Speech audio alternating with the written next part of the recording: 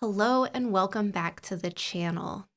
Amber here, and today we're digging into some Wheel of Time lore buried deep within the heart of a fortress and wrapped in wards. The powerful object of the One Power called Callandor waits, not just for the true Dragon Reborn, but for the moment the world breaks again. And when Season 3 aired, some people were confused as to why Rand and his party didn't first go to the Stone of Tyr to claim the sa'angreal Callandor. In the books, Rand goes for Callandor before he heads to the Aiel Waste. So yeah, at first glance, it might seem weird that the show's pushing that moment back.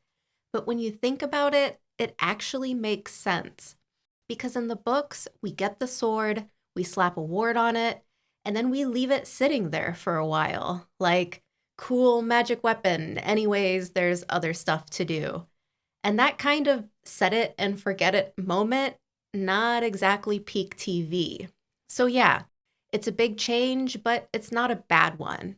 But the big question, and the reason you're probably here, is to understand what Callandor is. Why is it so important? And what about the giant magical one power created fortress it's housed in? Why are fans so thirsty for this segment of the story? As always, make sure you give this video a like and subscribe to the channel. And if you would like to help support the channel, check out Road to Valon on Patreon and YouTube memberships. So let's get into it. Like I mentioned, Callandor is a sword, a very special sword, but it's not just a sword. It's also a sa'angreal, or an object that deals a massive boost to the one power level of the channeler who uses it. The way it works is incredibly similar to the Sarkarnan that Moraine uses in Season 3. But Callandor is a male sa'angreal, meaning only a man can use it, so no girls allowed on this one. And like the television show's version of the Sarkarnan, Callandor was housed in a special place to safeguard it, a place built by Aes Sedai, a place that is so strong it's never fallen to an invading army. So let's linger a little bit on this location, so we have a good idea of what makes this fortress so special. Like I said, it was built by Aes Sedai, but not the weak and the one power Aes Sedai of this age. The Stone of Tyr was built during the breaking of the world, when Aes Sedai were much stronger in the one power and much more ingenious. Because if you're going to hide one of the most powerful weapons ever created, you're going to need to do it in a place that an army can't just roll up on and take for themselves. And like the name suggests, this fortress called the Stone of Tyr is, well, it's located in the nation of Tyr. It's a massive citadel with its own harbor, with walls that are strong enough to deter any siege engine, and it was made with weaves of earth, air, and fire that fused the stones together without joint or mortar. From afar, it looks like a massive mountain towering over the nation of Tyr. Over the years, there have been a huge amount of fan art made of the stone, like this behemoth, or this, or even this. But to put into context just how strong of a citadel it is, here's one of my favorite facts about the place. In 394 of the free years, which is roughly 1,190 years before the main sequence of events that happened in the Eye of the World, or Season 1 of the Wheel of Time, a powerful false dragon came into power. He was a guy named Amalasan, who absolutely dominated, taking nation after nation. The guy was on a real warpath, with many followers believing he was the real deal. So this Amalasan guy rolls into town with nearly 10,000 men, and they end up taking the entire nation for themselves. but couldn't manage to land a successful assault on the stone.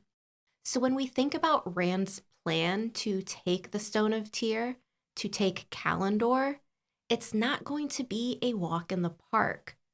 Now, we have kind of seen the stone before, but only in a glimpse during the flashback scene in Season 1, where a young Swan Sanche leaves for the White Tower. It looked a little bit more modern than I envisioned, but it's one of those places that I'm dying to see the up-close design of. And I'm not just talking about the outside, but the inside as well, because it was intentionally created with a labyrinth-like interior to confuse anyone who makes it inside. Also, did I forget to mention there are no windows, only arrow slits? The fact that there is a possibility of wards set so that a channeler cannot simply gateway themselves inside, or the fact that the stone employs its own elite military force to defend it. Like I said, Rand isn't going to simply stroll up and walk in. But let's say he does make it in and finds Callandor. Then what? Well, there's a big prophecy tied to that states, "The Stone of Tyr will never fall till Callandor is wielded by the dragon's hand. The Stone of Tyr will never fall till the people of the dragon come. Into the heart he thrusts his sword, into the heart to hold their hearts. Who draws it out shall follow after. What hand can grasp that fearful blade?"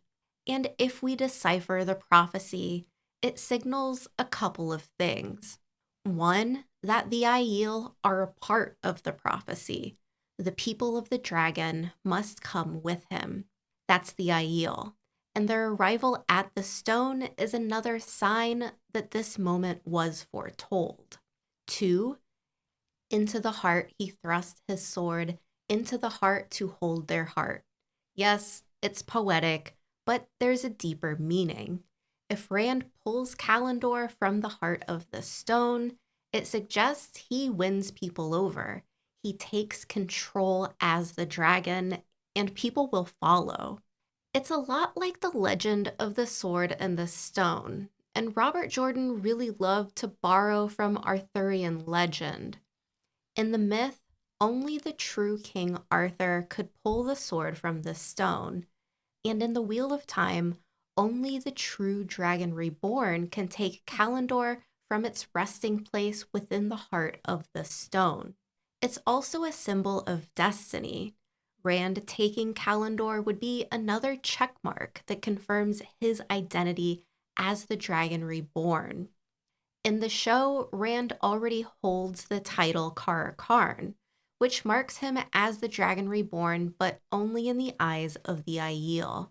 Taking Callandor is a public declaration of who he is, forcing the world to face him and recognize him. It's a very clear-cut prophecy. There are wards set on Callandor, and only the Dragon Reborn can take it. In the books, Callandor isn't the strongest sa'angreal, but in the show it is, but matched by the Sarkarnan, one sa'angreal for saidin and one for saidar. It's also the only known sa'angreal to take the shape of a sword, and it's a very beautiful weapon. It's described as though it's made of crystal, and the wielder can use it as a sa'angreal or a sword or both. It's basically the magical version of a multi-tool. It looks fancy, cuts stuff, and can blast stuff too.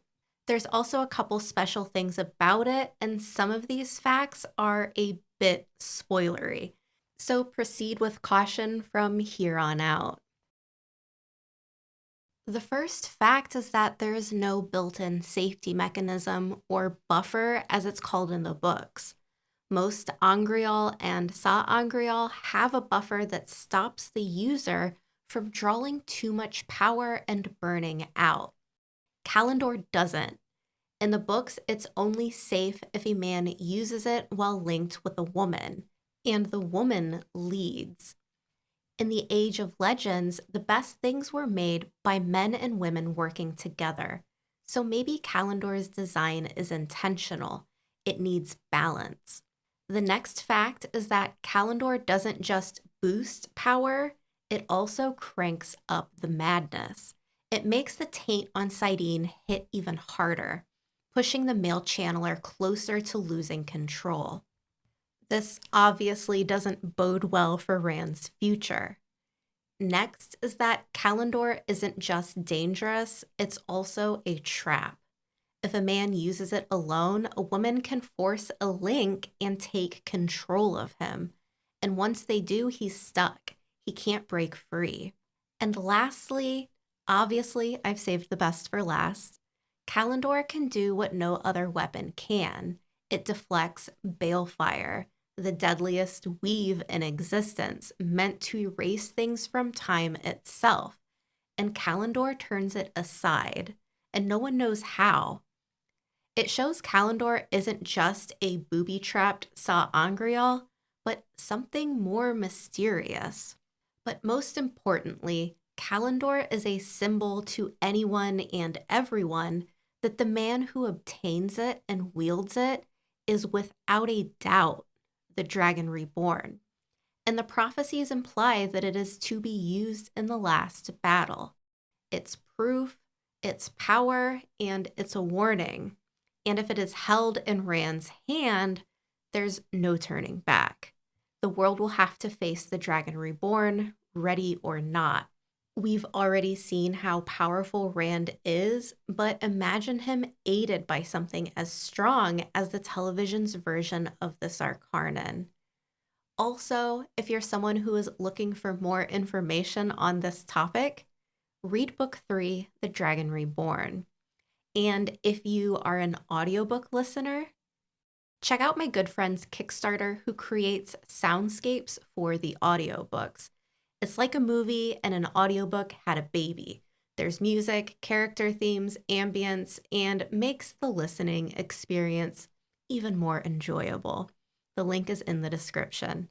That wraps things up today. Make sure you give this video a like, subscribe to the channel, and I'll see you back next time.